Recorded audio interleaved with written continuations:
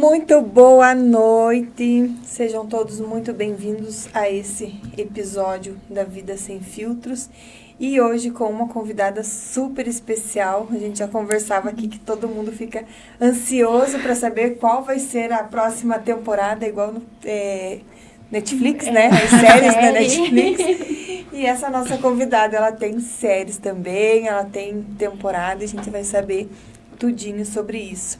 Doutora Luana, muito obrigada por aceitar o nosso convite e seja muito bem-vinda para esse podcast. Muito obrigada, meninas. Estava bem ansiosa para que chegasse logo. Não é todo dia que a gente é convidado para vir para o podcast, né? É verdade, isso daí é um evento. É um evento. Uma boa noite a todos, quem está acompanhando. Né? Então, mais uma vez, obrigada pelo convite. Isso aí. Boa noite, Carol. Boa noite, Giana. Boa noite. É um prazer receber você aqui para ouvir um pouquinho Carol. mais da tua história. Como que você consegue inspirar outras pessoas, né? Até com seus vídeos, eu tenho certeza que ajuda, né, as outras pessoas a se inspirarem. Então, é um prazer receber você aqui hoje. Obrigada, Carol. Muito obrigada pelo convite. Então, para começar, quem é a Luana? A Luana é uma pessoa muito tímida, tá, gente? Não parece, né? Eu sou uma amazônida, vim do Amazonas, né? Sou descendente de índios, né? E se eu pudesse me definir numa palavra, eu me definiria que eu sou muito guerreira, né? Uma pessoa que busca, almeja seus objetivos, corre atrás disso, né? E é isso, eu me defino como uma pessoa muito guerreira, muito determinada. Essa é a Luana. E que tem um sotaque muito gostoso. Não é carioca, tá, gente? É amazonense. Todo mundo fala, até do Rio de Janeiro? Eu disse, não, é do Amazonas. Amazonense fala chiando. Então, a sua infância foi no Amazonas? Foi. Nasci e me criei no Amazonas. Olha só. Desde petititinha. E como que foi essa infância? Foi aquela criança de brincar ou já tinha várias responsabilidades? Olha, minha família, minha mãe sempre disse que eu era muito precoce, né? Enquanto as crianças da minha idade estavam ouvindo músicas de crianças da idade de criança, eu gostava de ouvir Reginaldo Rossi, essas coisas assim, né? Eu sempre fui mais para frente, né? Sempre fui mais precoce. Mas eu tive uma boa infância, eu fui uma boa criança. Acho que não fui uma boa adolescente. Acho que ninguém é um bom adolescente, né? Na verdade, a fase da adolescência é uma das fases tão difíceis, né? Onde nem a gente se encontra direito.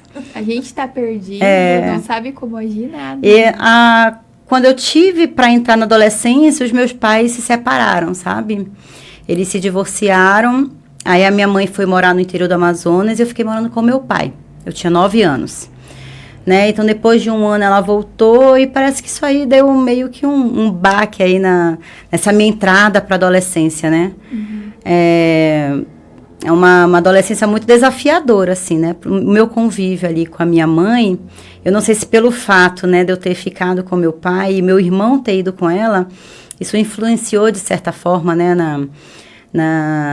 nesse desafio que foi, né, minha adolescência com a minha mãe. Mas foi bem difícil. Eu diria assim que foi uma fase bem difícil, a adolescência para mim.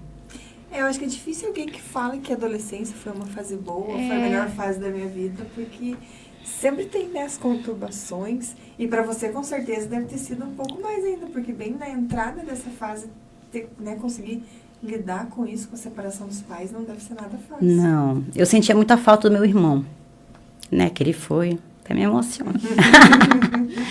Né, ele foi morar com a minha mãe, então eu sentia muita falta dele, né?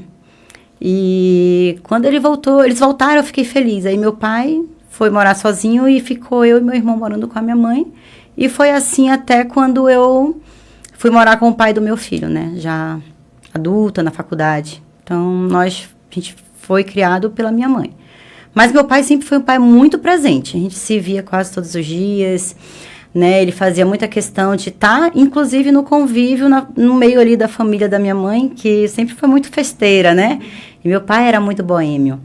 Então, finais de semana, ele sempre estava junto com a minha mãe, com o atual marido dela, né? Então, a gente depois a gente recuperou um bom convívio ali, pai, mãe, né? Sempre os dois foram muito presentes, sim, na minha vida. Uma relação saudável, né? Sim. Isso é e por incrível que pareça, né? Hoje eu não vivo mais com o pai do meu filho, a gente tem um bom relacionamento também. Eu acho que a gente aprende, né, com os nossos pais, com os erros e com os acertos também. Com certeza. E é legal que ela tenha esse relacionamento saudável, né? E Sim. que bom que isso é reflexo pro teu filho também. Sim, eu falo que ele é o traste, né?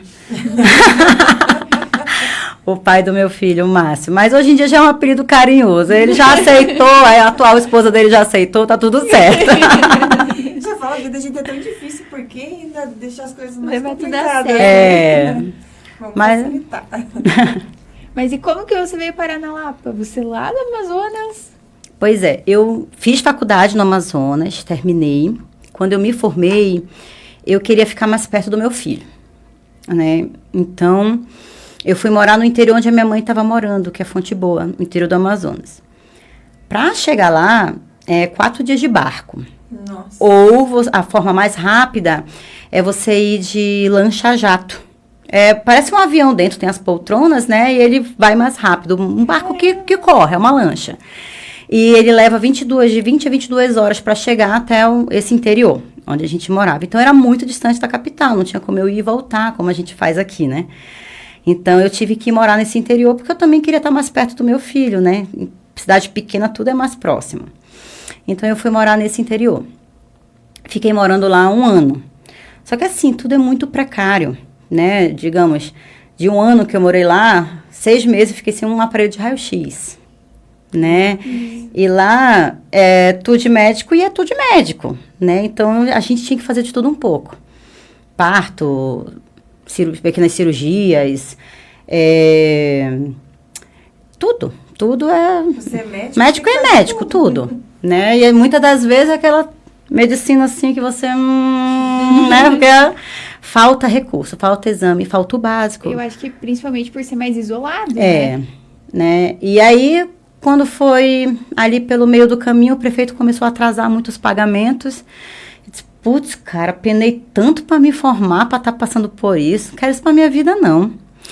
Aí, quando foi fim do ano, eu fui passar 1 mês nos Estados Unidos com meu filho. Nós fomos para Orlando fazer uma imersão cultural.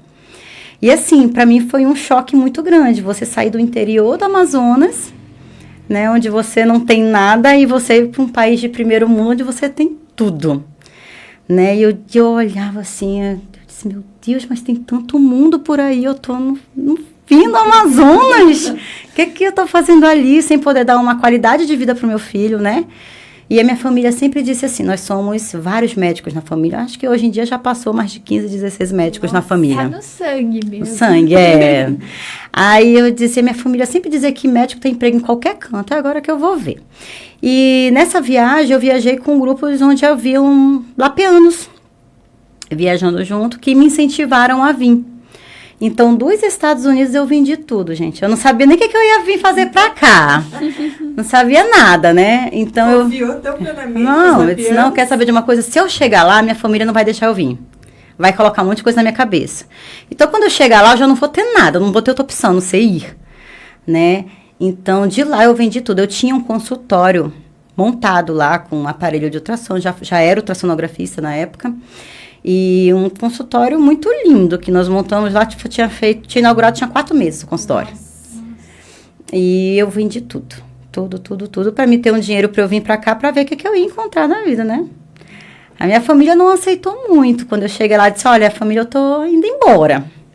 Mas por que tá vendo tuas coisas? Eu disse, é porque eu tô indo embora. Para onde? Eu vou para o Paraná. Mas, menino, no Paraná, ninguém gosta da gente aqui do norte não, besta. Que a gente fala assim lá, né? Vai lá, besta, né? Vai ser besta lá pro sul, né? Só esse apoio carinhoso, caloroso que eu recebi da minha família. Aí eu disse, não, eu vou. Aí, vai. Que aí o teu emprego vai estar aqui te esperando quando tu voltar com teu rabinho entre as pernas. Eu disse, tá bom, então se eu tenho um emprego garantido quando eu voltar, tá tudo certo. Se não der certo, eu volto, né? Né? Eu preciso tentar. né? Eu não sou o tipo de pessoa que eu fico esperando as coisas mudarem ao meu redor para eu melhorar de vida. Eu sempre procuro as minhas melhorias. Se aqui não tá bom para mim, tá tudo certo. Eu largo tudo aqui e vou procurar minha melhoria em outro lugar. Eu não fico ali batendo de frente, sabe? E querendo me encaixar num lugar onde não me cabe mais. Que era isso que eu via no Amazonas. Ficou pequeno para mim aqui, aqui não me cabe. Eu preciso de mais espaço, né? E foi assim que eu vim. Cheguei aqui, eu não tinha emprego.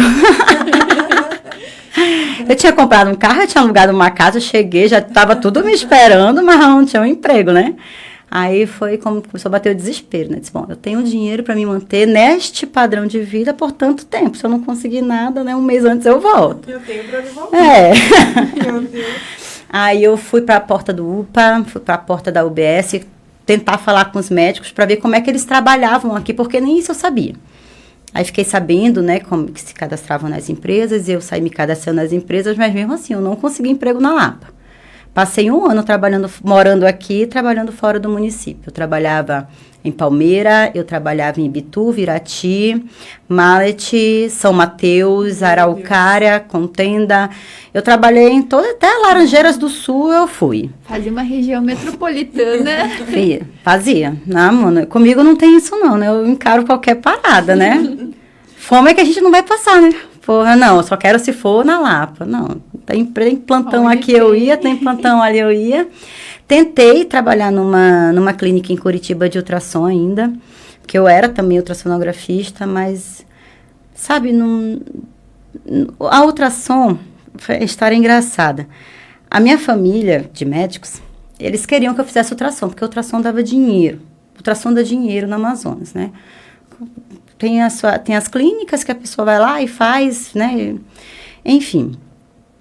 E porque queriam que eu fizesse, vai para São Paulo, te especializa, né? E como recusar um pedido carinhoso de quem pagou a metade da sua faculdade, né? Não tem como. Fui embora para São Paulo, fiquei lá 2 meses, me especializando em ultrassom. Aí voltei, mas eu não gostava, eu queria pediatria. Mas eles diziam assim para mim, tu vai ser pobre. Pediatra vai morrer no plantão. E eu ficava, até que um dia, antes de vir para cá, eu dei uma pausa em Santarém, lá em Alter do Chão. Meu tio tem um hotel lá. É um tio que ele tinha a maior oficina da América Latina, lá em Manaus. É irmão do meu pai. A família de médicos da família da minha mãe, né? E eu olhei para ele, eu disse assim... E ele tem um hotel lá também. Já até se aposentou da oficina, fechou tudo. E eu disse assim, tio, como é que foi pra você ser rico, hein? Aí ele olhou pra mim e disse assim, minha filha, dinheiro é uma consequência. Consequência? É. Se você trabalha, se você faz o que gosta, se você faz bem feito e não engana ninguém, o dinheiro ele é uma consequência. O dinheiro vem automaticamente, você não procura pelo dinheiro, o dinheiro vem. E foi assim que ele disse, né? Que ele ficou rico. Aí eu disse, tio... Tá certo, né? Porque os médicos da minha família, nenhum é rico, né? E todo mundo queria me ensinar como ser rico. Eu fui perguntar de quem era rico, cara. Pra ver como é que era, né? Sim, faz sentido. Aí eu peguei e vim embora pra cá. E depois de 1 ano em terapia, que eu fiquei nesse conflito, né? Porque eu ficava ainda... Eu tinha um vínculo muito grande com a família. Um cordão umbilical muito forte. E aí a psicóloga, doutora Giovana, me incentivou, né? Não, faça o que você gosta, assim, não tenha medo, né? Enfrente seus medos. E eu vou estudar pediatria. Aí as coisas parece que começaram a fluir, sabe? Eu fui chamada no concurso que eu tinha feito aqui na cidade. Aí eu comecei a trabalhar lá no postinho com as crianças, né? Já eu e meu jaleco rosa. Eu nunca, né? Eu já tinha, desde sempre, eu já tinha em mim, né? Que os meus jalecos brancos eram só o da faculdade, que era obrigatório. E quando eu ia fazer algum curso de ultrassom, que eles obrigavam a usar o jaleco branco, né? Mas eu nunca gostei. Nunca foi para mim um padrão, um clichê, né? E o meu jaleco pink, era a doutora Pink, né? As crianças adoravam. Até porque um médico de jaleco branco causa pânico para uma criança. É. E aí vem uma médica de jaleco pink, já chama mais já deixar mais tranquilo, né?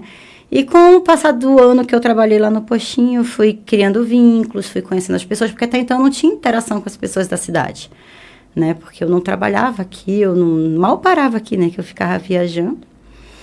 E depois de um tempo foi fluindo, né? Aí fiquei 1 ano e meio lá no postinho das crianças. E você vê muita diferença lá do Amazonas pra cá? Menina, deixa eu te contar. Mana, fazer que nem uma amazonesa. Quando eu cheguei aqui, eu fui trabalhar em Palmeira, né? Aí que eu prescrevi, quando eu vi... Não, prescreve que a gente vai passar aqui, tem a Santa Casa e do lado parece que é a central de medicamentos. Se eu não estou enganada, que já faz tanto tempo.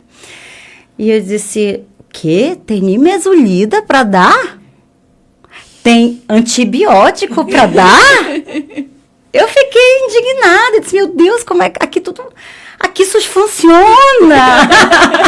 É o sonho de todos os médicos, né? Fiquei muito impressionada, né? E aqui não é diferente na Lapa, né? Eu prescrevia a medicação, no mesmo local a pessoa passava, pegava e tinha medicamento. Eu ficava, sabe, abismada. Porque, gente, no Amazonas, não sei como é que tá agora, que já tem, sei lá, 8 anos que eu saí de lá, mas tem criança que morre por verme. Meu Deus. Tá, tem a gente ter que ter que fazer cirurgia para tirar bolo de ascaris, né, de lombrigueiro, né, então nessas, não sei como é que está hoje, né, mas pelo menos no ano em que eu vivi lá, eu presenciei muitas dessas coisas, né, de você faltar realmente o básico. Para ver, né, que o pessoal aqui ainda reclama do atendimento que tem, mas como existem localidades precárias ainda. Muito, né? Muito. Não sei porque, acho que é falta de recurso mesmo, Sim. né? Porque eu vejo assim, o Amazonas, ele não é uma terra fértil como aqui, né? É terra de várzea, por causa do rio. O rio enche, o rio seca. Então, a terra, ela é pouco propícia para cultivar, né? Então, eles vivem muito da piscicultura, que é da pesca, né? Mas mesmo assim, né, falta chegar recurso nesses lugares. Quando eu me mudei para lá, meu carro demorou 7 dias de balsa para chegar. Né? Então, tudo é muito longe, tudo é muito difícil, as pessoas não querem ir, as pessoas não sabem. Então, né, eu intercalava na época com um primo meu lá, meu primo ficava 15 dias e eu 15. Né, trabalhando no hospital. E éramos os únicos médicos ali com CRM na cidade. Tinha muito médico peruano, que ali é próximo à fronteira com o Peru.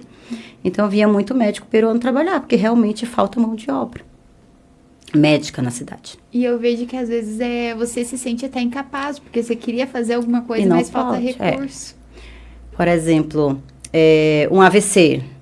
Um AVC, você tem uma janela ali de 4 horas para você entrar com a medicação para reverter aquele AVC. Só que assim, cara, 4 dias de barco, né? Como que eu ia entrar com medicação? Então, qualquer AVC ali é paliativo. Você não tem muito o que fazer. Na época, né, não tinha endoscopia na cidade, tomografia, não tem até hoje. Né? Então, o meu tio, uma vez, nasceu gêmeos prematuros. E não tinha máscara para aquele tamanho de bebê, né? Máscara de oxigênio. E a UTI aérea vinha de Manaus, pousava lá em Fonte Boa e pegava uma lancha, os médicos, com a incubadora, tudo para chegar até Jutaí, que é outro município, para pegar os bebezinhos, né? Prematuros.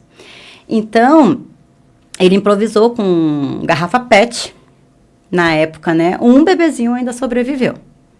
Né? Então, assim, realmente criativo.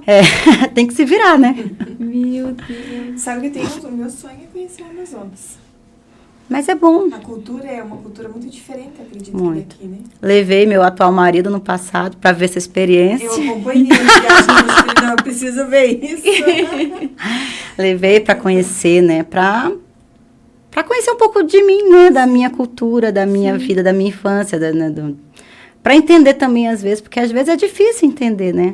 Até a comida, né? Acredito que para você conseguir acostumar com o tempero, com as coisas que tem aqui, um virado de feijão, uma coxinha de farofa. A comida amazonense, ela é muito temperada, né?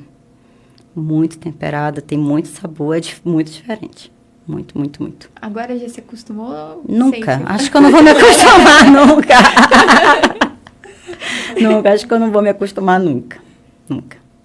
É muito fica diferente. aquela essência, né? Querendo ou não, a tua essência tá lá. Vira e mexe eu faço alguma coisa, né? Alguma comida de lá para matar um pouco a saudade. Mas é bem, bem diferente. Eu queria perguntar sobre uma polêmica, o açaí. Porque aqui o açaí é dito como doce, lá é junto com farofa, né? Na verdade, essa cultura de comer o açaí, porque o açaí ele é um grão, que ele passa ali no moedor e sai a polpa da fruta, como se fosse o suco do açaí, né? Que é o que a gente come lá. Isso que vocês comem aqui é sorvete pra gente. Né? Sorvete de açaí, Sim. Né? Não é o açaí propriamente dito. E essa cultura de comer com comida é do Pará, não é do Amazonas. Ah, tá. Paraense que ele come, né, o prato salgado com o suco ali dito, né? Propriamente dito do açaí. Pelo menos no Amazonas eu nunca vi fazer. Ah, não tem. A gente come com a farinha de tapioca. Eu gosto de colocar leite e açúcar, né? Mas tem gente que toma ele puro mesmo. Eu acho um pouco salobo. Salobo é sem açúcar, né? Eu acho um pouco sem sabor. Eu gosto das coisas mais temperadinhas, assim. Eu gosto de ter sabor. Eu digo que de amargo basta a vida. Com certeza. Doutora, e assim, quando você era criança, você perguntava assim, o que você quer ser quando crescer? Já vinha médica? Já era um sonho de infância ou não? Eu não lembro. Não lembro. Eu lembro que eu fui doutrinada assim, na minha família, toda a família dizia assim, olha, a Luana tem dom de médico, a Luana tem dom de médico, a Luana tem dom de médico, mesmo sem eu saber o que era médico, né?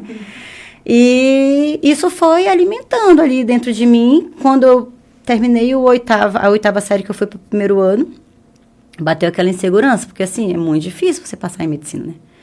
Disse, cara, será que eu vou mesmo nesse negócio? É muito difícil, tem que estudar muito, né? Dá trabalho esse negócio aí de ser médico. Aí meio que bateu aquela insegurança, a mamãe disse assim, não, você vai ser médica. Você tem dom de médica, minha filha. Você tem dom, você vai ser pediatra. Mamãe, eu nunca, desde cara já dizia, né, que eu ia ser pediatra. Aí me colocou numa orientação vocacional. Minha mãe é psicóloga.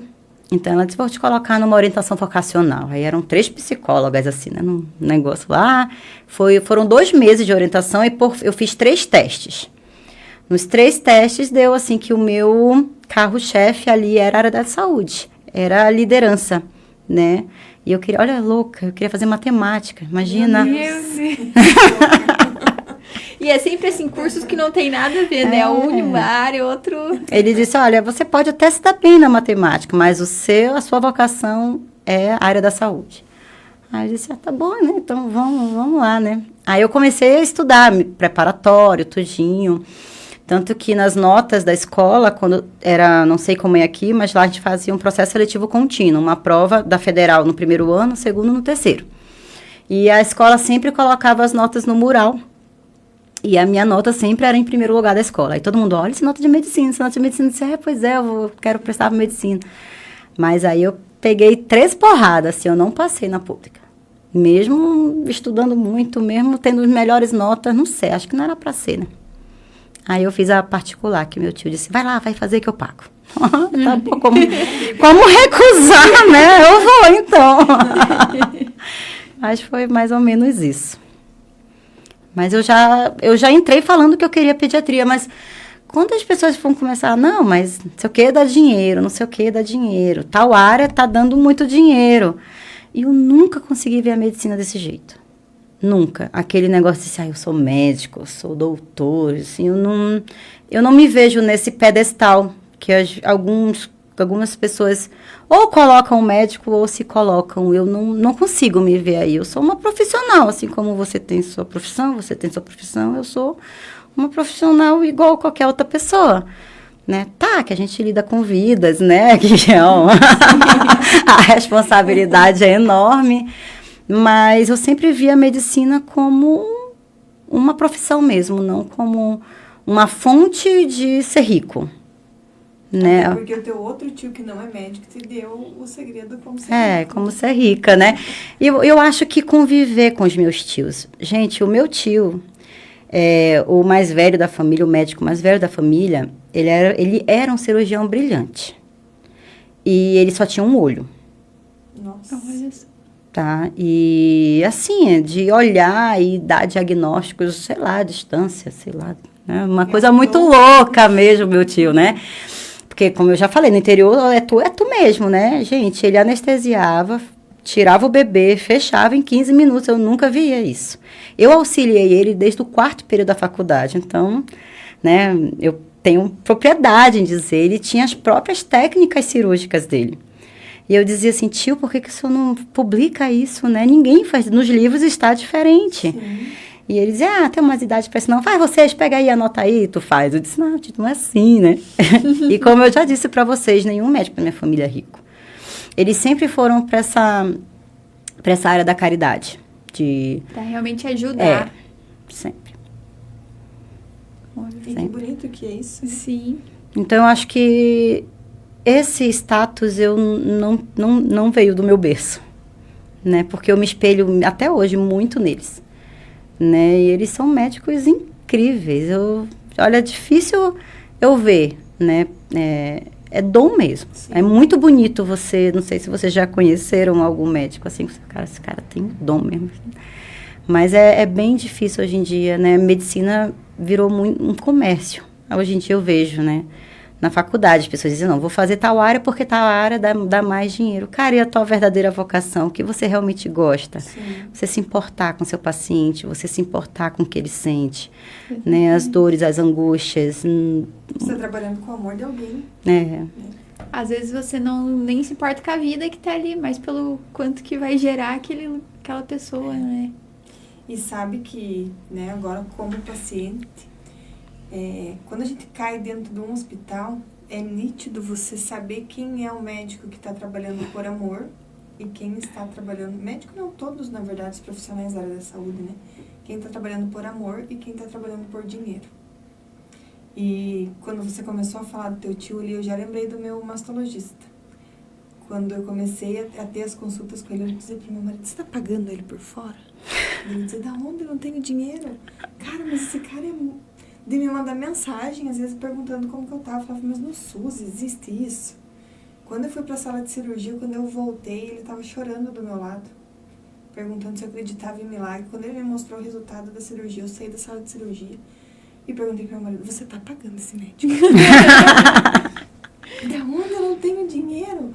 E assim, ele foi incrível. A primeira consulta que eu tive com ele me falou assim, Janaíne, eu tô me aposentando, eu já tenho 80 anos, eu vou me aposentar, mas eu quero fechar minha carreira com chave de ouro. Eu vou fechar a minha carreira o dia que eu fizer a tua cirurgia. Cara, e foi muito emocionante, porque nós dois, assim, se emocionávamos quando a gente viu o resultado. Tanto que até hoje eu saio mostrando para todo mundo e é inacreditável o que aquele doutor fez na minha vida, tanto mastologista quanto oncologista. E aí, quando você fala de não colocar num pedestal, não tem como não colocar num pedestal. Eu acho que a profissão de médico é uma das profissões, assim, que tem que ser colocada no pedestal. Tá trabalhando com vidas. E, assim, todos nós precisamos para nascer, né? Precisa de ter um médico para salvar vidas quando vem doenças. E eu imagino como deve ser para vocês quando não consegue ter, né? Não é nem êxito, não sei nem que palavra colocar, mas quando a pessoa vem a óbito, que você já fez tudo o que podia ser feito e chega a hora e não tem o que fazer. Como isso deve ser dolorido para vocês também, né? Eu tinha muito problema com isso. Ainda tenho um pouco, mas eu acho que a pandemia me ensinou bastante, sabe? Porque na pandemia eu aprendi, eu sou uma pessoa que eu creio muito em Deus, né? Mas às vezes Deus precisa esfregar algumas coisas na minha cara para eu aprender, sabe? E ele não vai entregar tudo bonitinho. Não. Aí ele me jogou ali no meio do fogo, né, na pandemia. E a morte foi um dos meus maiores aprendizados ali. Porque eu entendi que a gente só morre quando chega realmente nessa hora. Não tinha critério novo, velho, bonito, feio, rico, pobre, né? Chegou ali e foi. Tem algumas histórias, assim, muito marcantes, se vocês quiserem ouvir da pandemia.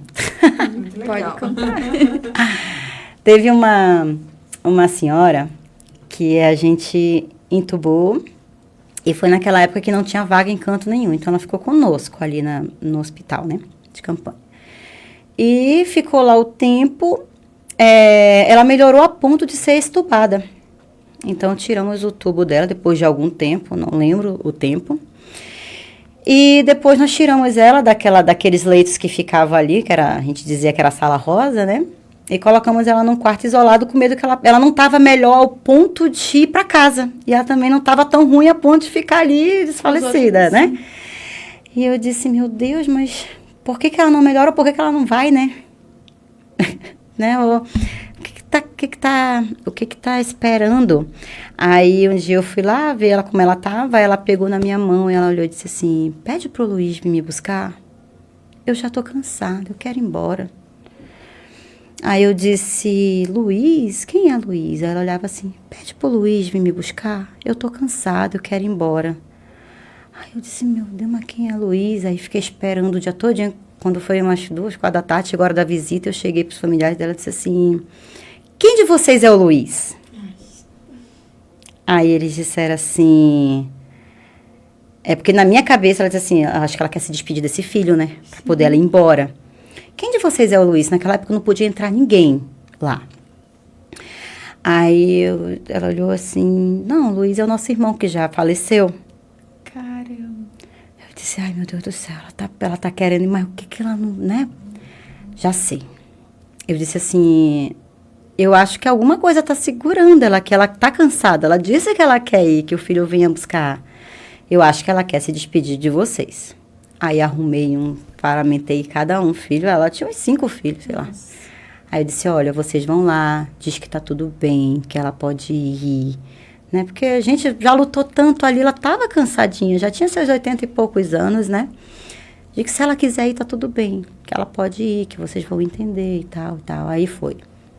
Quando o último filho se despediu, eu acho que ele não tinha nem ido embora do hospital, ela foi a óbito.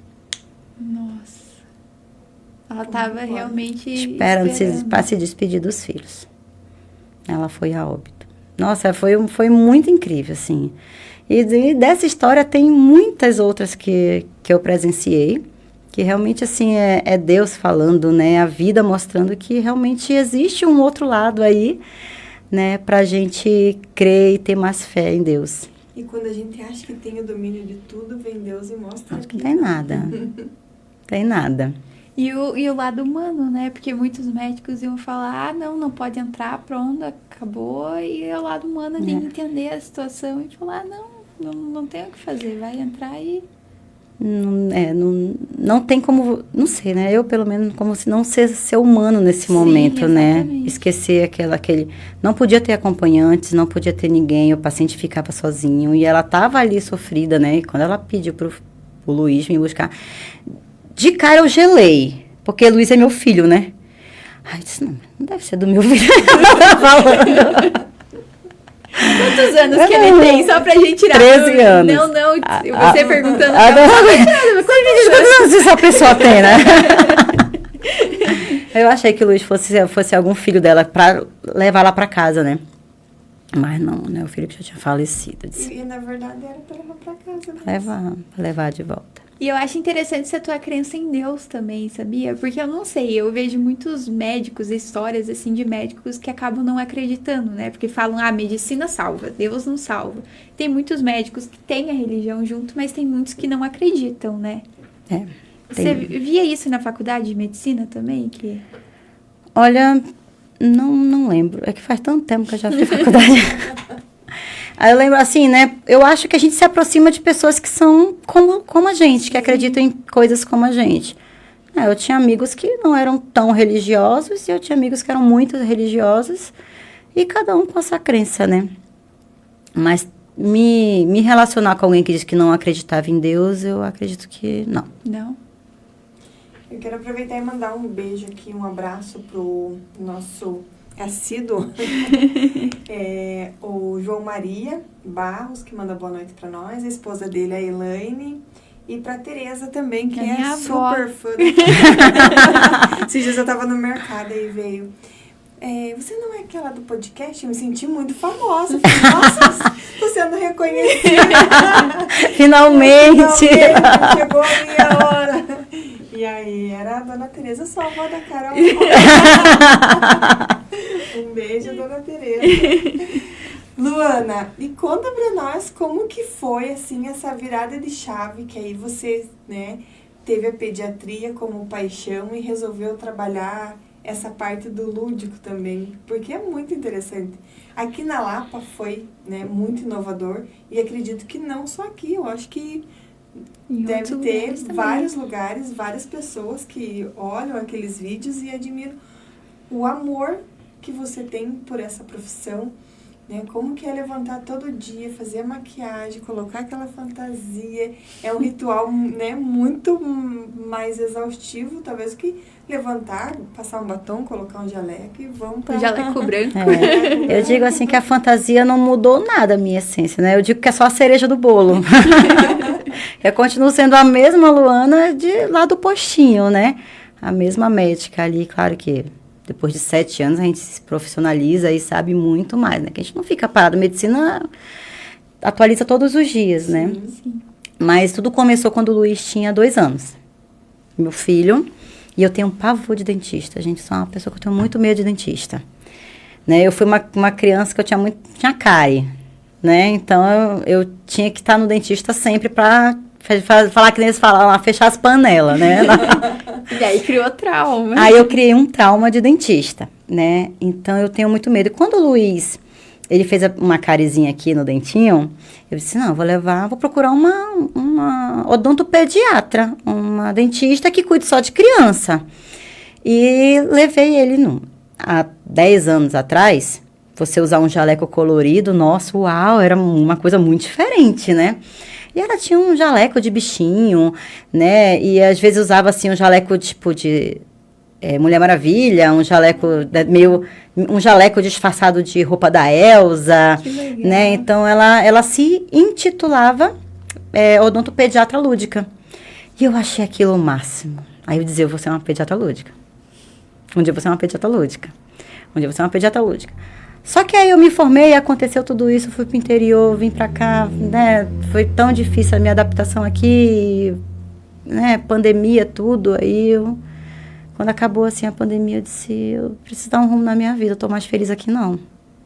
Lembra que eu falei pra vocês que eu não me encaixo em padrões? Minha avó dizia que eu não sou flor de vaso, eu sou flor de campo, né? Que eu nasci pra ser livre. Eu disse, não, então começando a querer me encaixar aqui num padrão, eu tô começando a me sentir sufocada, isso aqui não é pra mim. Então, eu vou procurar minhas melhorias. Então, eu saí do concurso e disse, não, vou colocar em prática meu sonho, que é, né? Fui lá, resgatei você uma pediatra lúdica. Só que eu não vou usar um jalequinho colorido disfarçado, não. Vou usar a própria fantasia. E eu quero um armário que as fantasias fiquem guardadas dentro do consultório. Eu não quero que meu consultório pareça um consultório. Aí cheguei com a arquiteta, que foi a Monique Fanti, e disse assim, eu quero um consultório. Aí eu falei para ela a minha ideia, e ela disse, mas não é um consultório? Eu disse, pois é. Mas não parece. Eu disse, é essa a ideia, eu não quero que pareça mesmo. Né? E ela pegou toda a minha ideia, né, do espaço, do que tinha na minha cabeça e fez 3 vezes melhor, né, do que eu tinha imaginado, né. E eu, no início, meu Deus do céu, quando eu apareci com aquele vestido da Branca de Neve, meu Deus, eu sou tímida, já falei pra vocês que eu sou tímida, né. Né, eu fiquei, meu Deus do céu, mas vai, uma hora passa, né. E provavelmente ia começar. Eu vou. E meu maior medo é as pessoas não me darem credibilidade, porque é muito difícil, né? Você diz, meu Deus, os pais vão olhar para mim com essa roupa e eu falando ali de doença aí. Será que vai ser estranho? Eu acho que o que mais me motivou foi essa incerteza. Bora ver como é que vai ser, vamos viver essa experiência, né? Porque é muito fácil você que nem tu disse, né? Colocar um jaleco ali. Poxa, mas e aí a criança? Ninguém nunca pensa na criança. Coloca uns brinquedinhos ali, a criança, né? Ninguém pensa na alma da criança, o que a criança pensa, o que a criança gosta, o que a criança quer. Sim. Né? Eu digo assim, quando eu vou examinar a criança, por exemplo, eu peço permissão. Eu posso escutar seu coração? Isso aqui é um estetoscópio, olha. Eu posso ver seu ouvido? Isso aqui, olha, é um aparelhinho, não dói. Porque eu imagino assim, tu chega no ginecologista, ele te deita lá, abre tuas pernas, coloca um espectro. Tu não vai se sentir invadida? Sim. E por que a criança tem que aceitar isso? o médico pegar, deitar a criança, e a criança aos berros, pegar, olhar o ouvido, pegar um palito, enfiar na boca da criança, abrir a boca da criança. Aí ela não vai querer mais voltar. E eu fico pensando, né? Será que ela também não se sente invadida com esse tipo de tratamento? Vou fazer diferente, eu vou começar a pedir permissão, porque ela vai entender. Quando eu vou examinar a área íntima, eu digo, olha, eu posso baixar a sua calcinha? Eu posso examinar aqui, a sua mãe vai estar do lado. Que aquela criança vai entender, pô, se ela quer médica, tá pedindo permissão, não é qualquer pessoa que vai me tocar aqui, não. Não é porque se eu sou médica, eu tenho permissão de estar invadindo a privacidade de uma criança, gente, que não entende praticamente nada. Né? Porque o pai tá... Sei lá, esse é meu pensamento, tá, gente? Não, e tá certíssima, é isso mesmo. Porque muitas vezes o próprio jaleco branco, a forma com que a criança, né, o dentista, o médico, o dentista atende essa criança, causa alguns traumas, né? Mas sabia que eu atendo de jaleco branco lá em Araucária, né? No HMA. E eu tenho um bom relacionamento com as crianças, viu? Mas acho que é a tua essência. Eu tenho hoje, o pai fala assim, olha, ele nunca sorri pra médico, tá sorrindo pra ti, sabe? Porque eu sou muito boa com as crianças. Né? Eu acho que é o respeito, eu acho que é a forma como você chega na criança. Ela não vai ter medo de ti, né? Claro que tem aquelas pessoas que têm pavor, né? Tem até o nome, né? Na fobia aí do jaleco branco, tem crianças que realmente têm pavor. Essas crianças, quando vão lá na clínica, eu faço todo um trabalho, né? Não é da noite pro dia que a gente recupera uma confiança. Sim, você até falou do trauma de dentista. A minha filha, quando ela tinha 2 anos também, ela pisou nessas bolinhas, dessas maquininhas, e caiu com a boca no chão. E preteou o dente, quebrou o dente dela e preteou. E eu levei numa dentista, e o dentista fez eu segurar ela, e ainda foi passar uma maquininha, e ela gritava, me tira daqui, me tira daqui. Nessa época do Luiz, o Luiz fez um canal. Ele bateu na piscina também, ficou assim, e ela disse, olha, quebrou a raiz, a gente vai ter que fazer um canal. Ele fez um canal com 3 anos de idade. E o Luiz não deu um pio, gente. Ela olhava assim e dizia assim, olha, tá vendo esse barulhinho? Olha, zum, zum, zum, no ouvido dele. Pois é, mas olha só, me dá teu dedinho, olha como isso não dói. Isso aqui é só pra não sei o que, mostrava. E ele ficava pleno, gente. Eu disse, cara, essa mulher é muito foda, olha, eu quero ser igual a essa mulher quando eu crescer. Né? Então, isso... foi vivendo. Eu vivi essa experiência, né? Para me poder passar essa experiência. Então, é o que eu acredito. Eu acho que a criança não deve ser invadida. A criança, ela tem que ser ouvida. Ela tem... Né? Onde é que tá o dodói? Mostra pra tia. Né? A criança é maior. Bebezinho a gente não tem tanto, né? Mas o bebezinho também não gera tanto trauma. Sim, é mais quando já é maiorzinho. Ali, depois de 1 ano, já começa a pegar o negócio. Mas sabia que é legal, às vezes, até com um adulto, eu vejo você tava lembrando do meu dentista. Meu dentista foi bem didático, assim, eu tirei meu siso, ele, agora eu vou colocar esse aqui, tá? Agora eu vou colocar a seringa. Não veja, não olhe, porque ela é grande, você vai se assustar. Então, eu acho que é legal, às vezes, você ser até com o adulto, porque... Não é legal, gente, isso é o básico. É incrível como a gente achar que eu ser uma médica humana... O teu mastologista ser um médico humano, uau, isso é um máximo. Gente, isso era para ser o básico. Sim. Não era para ser o diferencial. E sabe quando eu te falo isso? Porque teve uma oncologista, ela estava na residência dela ali. Meu médico pediu permissão, se ela podia me atender. E era uma médica linda, assim, toda queridinha. E aí, foi uma das minhas últimas consultas com o oncologista para daí eu fazer a cirurgia. E assim, ela foi muito insensível, porque meu marido perguntou pra ela assim, eu sempre reclamei de tudo no meu corpo, a única parte que eu nunca tinha reclamado era da mama. E aí, o protocolo vou fazer mastectomia radical das 2, mas eu já tava preparando o meu psicológico pra isso.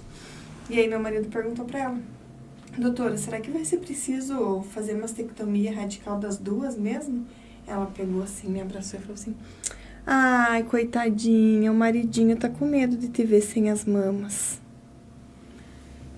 E aquilo eu respirei fundo e falei assim, não tem problema, doutora, se precisar eu tiro, o importante é a minha vida. Mas aquela frase que ela me falou me destruiu. Eu falei, vem todo um processo ali com os médicos que são humanizados, que tentam te erguer, e você olha assim, poxa, era uma mulher, né, que tava ali naquele momento que em vez dela me elevar, ela me colocou no chão. Eu falei, talvez teu marido tenha falado isso mais preocupado com o que você ia sentir, não com o que ele, né? E era justamente isso. Ele falou, não, doutora, porque eu quero saber para mim conseguir preparar o psicológico da minha mulher. Porque você já imaginou, se você tira a pontinha de um dedo, como que vai ficar o teu psicológico? Agora ela vai tirar as 2 mamas, então eu preciso ser parceiro dela e a gente já vai preparando o psicológico dela. Então prepara. É que a gente nunca sabe a dor do outro. A gente nunca sabe, eu não sei o que vocês já passaram na vida, né? Então, você ser humano, é você ser isso. Você tentar entender o seu próximo, sem precisar ter que ele estar explicando por que ele está passando por isso. Sim. E acho que ainda no teu ponto é um pouco além, né? Porque lidar com filhos, com crianças, então... Todo mundo fala frágil, assim, né? eu não faço pediatria porque eu não aguento as mães. Gente, eu tenho um ótimo relacionamento com as mães das crianças. Poucas vezes eu tive algum impasse, né? Porque ninguém agrada a todo mundo, né? Sim. Mas, poxa, aquela mãe é neurótica, por que ela é neurótica?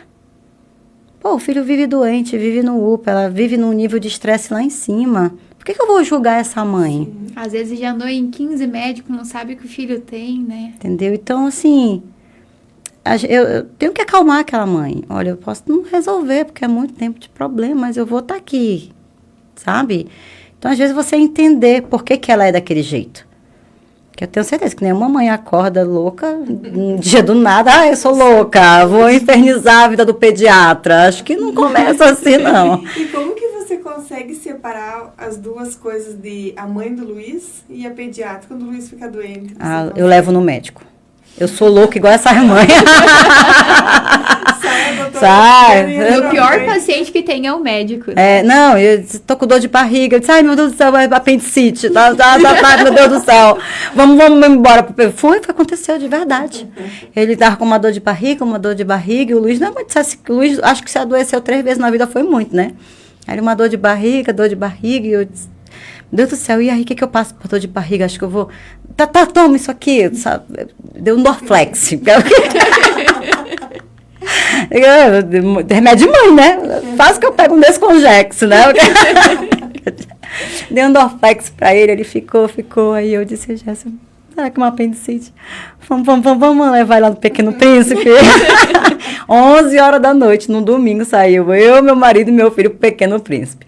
Chegou lá, falei pra médica, a médica disse, olha, mãe, eu acho que... Não chego lá, eu sou médico, sou pediatra. Não, eu sou uma mãe igual que aquelas outras pessoas lá, né? Olha, meu filho tá com uma dor de barriga, ele não... Sabe, é a segunda vez na vida, ele tem 13 anos que eu tô no pronto-socorro. Então, assim, eu tô muito desesperada, falei pra médica, né?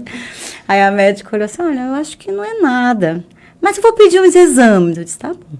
Já fiquei feliz, né? Pra pedir um raio-x, eu tô ótima. Sou igual as mães, gente. Aí, beleza. Aí a gente ficou lá esperando. Aí ele disse assim, eu tô com fome. Isso 2 da manhã.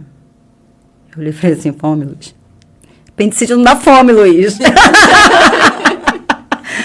Eu tô com fome. Saímos, a gente comeu. Resumo da história. Voltamos até sem receita pra casa, que realmente não era nada, sei lá o que é que foi.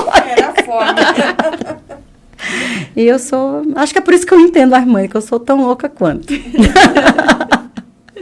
Mas que legal. E é bom isso, né? Pra não foge da rotina. Eu sou mãe e tá tudo bem. Tá tudo bem. Eu falo pra elas, eu sou que nem tu, eu sou louca que nem tu. Então, não te julgo. Pode ser louca, pode ser chata comigo, eu gosto. Tá tudo certo. Outra coisa que eu acompanhei também e foi muito legal foi o seu casamento, que foi tudo planejado ali. Acho que todo mundo acaba vivendo esse sonho junto com você, porque você coloca muito ali os passo a passo e é gostoso da gente ir acompanhando. Gente, que lindo que foi, né? Nem eu imaginei quando eu tava organizando que ia ficar tão bonito, né? Eu nunca disse assim, eu quero casar. Quando eu crescer, eu quero casar. Meu negócio sempre foi querer ser bem sucedida. Aí... Né, depois do pai do meu filho, meu primeiro relacionamento sincero foi com o meu atual marido, né? Tem nossos freelancers, né, mas nada que engajasse. E aí começou, né, me pedir uma gaveta lá em casa. Eu disse, rapaz, esse negócio de pedir gaveta não dá certo não, né? Quer ficar comigo, faz o negócio certo. Eu não sou um tipo de pessoa que eu repito experiências. Eu acho que a gente tá aqui para viver tudo, né? E com o pai do meu filho foi assim, a gente foi morar junto, né? E depois de 3 anos eu engravidei do Luiz. E eu não queria isso aí de novo, né? Eu queria pelo menos um papel assinado, né? Para dizer assim, sou pelo menos uma senhora agora, não sou mais uma senhorita. Aí o Jesse falou assim, poxa, casar sempre foi... eu sempre quis casar. E era um sonho do meu pai também. O pai dele já é falecido, né? Então, aí ele me pediu em casamento. Eu disse, então vamos casar. Aí, beleza. Aí, na minha cabeça, gente, a gente gasta, sei lá... Eu sou uma pessoa muito sem noção. Achei que a gente gastava pouco em casamento, né? Aí, quanto que a gente tem? Tá, juntamos nossos dinheiro, né? Vai fazer um casamento. Tá, a gente tem tanto. Beleza. Acho que dá, né? Eu vi uns anúncios aí de tantos mil casamento completo. Eu acho que a gente não tem muitos amigos mesmo. Acho que isso aí dá. Bobinha eu. Primeira coisa que se for escolher foi o vestido. Quando chegou o vestido, eu olhei aquele vestido e disse, eu quero aquele. Na primeira loja, meu olho bateu nele, eu quero experimentar primeiro aquele. Que eu coloquei o vestido, gente, eu senti um negócio assim, eu disse, meu Deus, o que eu tô sentindo? Aí a estilista lá falou assim, ixi, tu sentiu? Eu disse, senti o quê? Não, quando ela sente assim um frio, o coração palpitar, é porque é esse o vestido. Eu disse, rapaz... Aí quando ela colocou o véu, que o negócio ficou sério, eu disse, meu Deus, eu vou casar. Acredito nisso, eu vou casar. Aí depois eu experimentei outros, mas não senti aquela coisa de novo, né? Eu disse, rapaz, eu acho que é aquele mesmo, vou colocar aquele de novo. Aí senti de novo, eu disse, rapaz, então vai. Naquela hora, minha filha, eu não queria saber quanto que era aquele vestido. Eu pagava. Cheguei no carro e disse, amor, eu escolhi o vestido. Aí ele, ai, que legal, é bonito? Eu disse, é lindo. Tá bom. Quanto? Eu disse, tanto. Ele disse, poxa, amor, que bom, mas já foi 1/3 do nosso orçamento. E aposto que era o mais caro da loja ainda. E assim foi, né? Aquele vestido icônico, né? Que todo mundo... Foi o comentário da festa, né? O vestido, né? Que foi um vestido realmente muito diferente, estampado. E era um estampado meio clássico, né? Não sei explicar que eu não entendo muito de moda, né? Mas eu achei que combinou muito comigo o vestido. E ficou maravilhoso. Todos os detalhes, na verdade, ficaram encantador. A festa foi até 4 da manhã, né? Valeu a pena. Valeu. Não sei se eu casei de novo, como eu disse pra vocês, não repito experiências, mas foi uma experiência muito boa de se viver. Eu gostei muito, muito, muito. E viveu tudo que tinha que viver nessa vez, não precisa repetir. Não. E pretendo ficar casada ainda há muito tempo. Não pretendo ter que casar de novo, não. Agora é só bodas e tapas. Refaz os votos. Luana, você estava se sentindo tímida, sentindo nervosa e agora a gente já está nos minutos finais. Olha aí, gente. Que legal, né? Foi como tu disse, né? Foi bem tranquila. Muito tranquilo. E como é de costume, eu gostaria que você deixasse uma mensagem para quem está nos assistindo, para quem vai nos assistir, que essa tua história de inspiração de sair lá do Amazonas, né? E vir... Por indicação dos lapianos. Os lapianos aí, aleatórios. Isso, né? Ontem ainda conversava com meu marido e falei, cara, imagina a gente pegar e mudar para uma cidade onde você não conhece ninguém e começar tudo do zero. Será que a gente teria coragem? É tenso. É difícil, não foi fácil, né? Se adaptar, assim, longe da sua cultura, da sua família, né? É tudo muito diferente, realmente é muito difícil. Então, nós gostaríamos que você deixasse aí uma mensagem, o que teu coração diz. Gente, eu sou uma pessoa muito sonhadora, né? Então, eu sempre digo assim, nunca desistam dos seus sonhos. Sempre, né, almejem algo e busquem, né? Que nada é impossível. Eu digo que o grande prazer da vida é fazer o impossível, né? O impossível não existe, né? A gente dá um jeito para tudo, só não para a morte. Então, se você tem um sonho, se você ainda não chegou onde você queria, nunca é tarde, né? Sempre é tempo. Tempo é uma questão de você se organizar e chegar lá, né? Então, o recado que eu dou é que é esse, sempre busquem alcançar os seus objetivos, nunca desistam. Eu ainda tenho muita coisa para conquistar, né? Eu ainda quero ir muito mais longe com a minha pediatria lúdica, né? Inspira muito. Uma vez eu viralizei no TikTok, vocês falaram, no Brasil inteiro. Tinha gente de Portugal comentando o vídeo, da França, que lá também não tem. Então, eu registrei a marca, né? Saiu o registro há um ano atrás. E porque realmente é a primeira do Brasil. E pelo, né, não sei do mundo, mas eu não acredito que tenha alguém com uma cara de pau. Mas nesse momento, muitos colegas disseram, né? Quando eu me formar, eu também quero ser assim, olha que legal, eu gostaria de fazer igual. Então, eu acredito que é um sonho possível. Sim. Né? E eu acredito que assim como eu, ainda existem profissionais que tenham o dom da medicina e que queiram ser, né, esse óbvio da humanização. Então, eu ainda tenho muita coisa para conquistar e vocês também, né? Então, nunca desistam. Que legal, e que você seja inspiração para vários outros médicos que tenham esse olhar humanizado e que pensem fora da caixinha. Pensem fora da caixinha, né? É muito fácil, óbvio, né? Difícil é você ser diferente. E quem quiser levar nos dedos apontados, né, criança? É o que verdade. vão pensar? Será que vão dar credibilidade pro meu trabalho? E olha aí, ó. Hoje em dia eu vejo que eles veem que o meu lúdico é para criança, não tem nada a ver com o meu profissionalismo, né? Sim. Meu papo é reto aqui com os pais, né? Então, hoje em dia eu já me sinto menos diferente. E quem quiser levar os seus filhos para fazer uma consulta, como é que funciona? Pode entrar em contato no Instagram mesmo? No Instagram a gente tem o link, né, que vai direto pro WhatsApp da clínica. Né, eu respondo também, gente, todo mundo no Instagram. Só mandar mensagem ali também, se achar muito difícil ali, né? E qual que é o Instagram? É @doutora Luana Lisboa Pediatra. E tem o número também lá da clínica, telefone, que é 41 DDD 99123 9770. É melhor clicar lá que eu não sou muito boa com o nome. Né? E a gente fica localizado lá na rua Conselheiro Alves de Araújo, bem próximo ao Dinâmico ali, bem pertinho, bem fácil de achar. Então é só levar o filho lá que não vai ter medo, vai ser bem tranquilo. Espero que sim. Quero aproveitar para a gente agradecer também os nossos patrocinadores, a Jéssica AM Fotografia, A Pink Moda Íntima, a Ciclines Neumann Massoterapeuta, Neurofeto, Salgados Lapiano, FG Soluções Ambientais, João Transporte Escolar, Eliane Marques, Instituto Capacita Já, Ortobon, Urban Store Camila Scheffer. e Lucas Taborda. É isso. E aproveitar, Luana, mais uma vez, te agradecer, dizer assim que eu já te admirava, mas hoje com esse sotaque a admiração passou a ser maior ainda, porque a gente conhece as pessoas, conhece um pouquinho da história, mas quando senta aqui na nossa frente e conta com essência, a gente começa a admirar mais ainda. Que bom que você escutou os Lapianos e que você... Espero que você tenha sido acolhida por nós.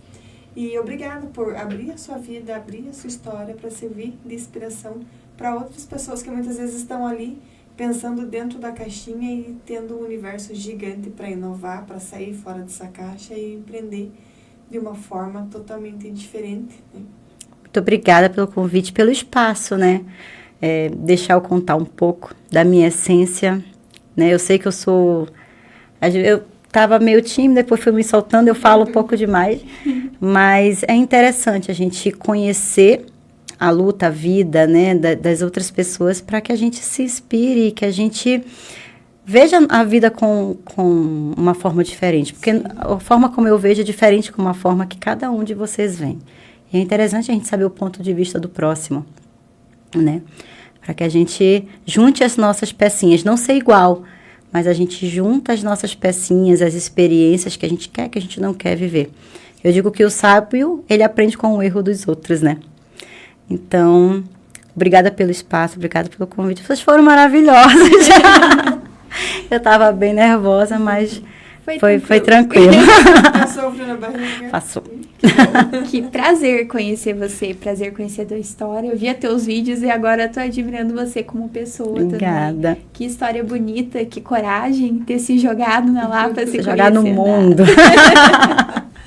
Muito obrigada, família, por tudo.